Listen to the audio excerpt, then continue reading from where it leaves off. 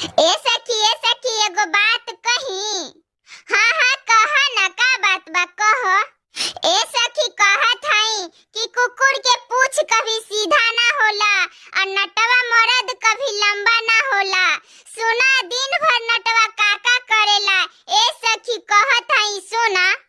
पानी लाबे गईनी हमें पकवाई नरवा यारे पकवाई नरवा से मिल गईले हो साखी नाटा बाबाले मुआ से मिल गईले हो साखी नाटा बाबाला मुआ।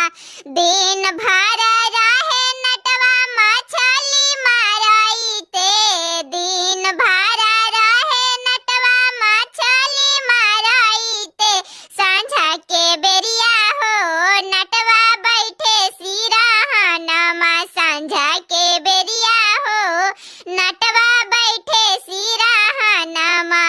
ए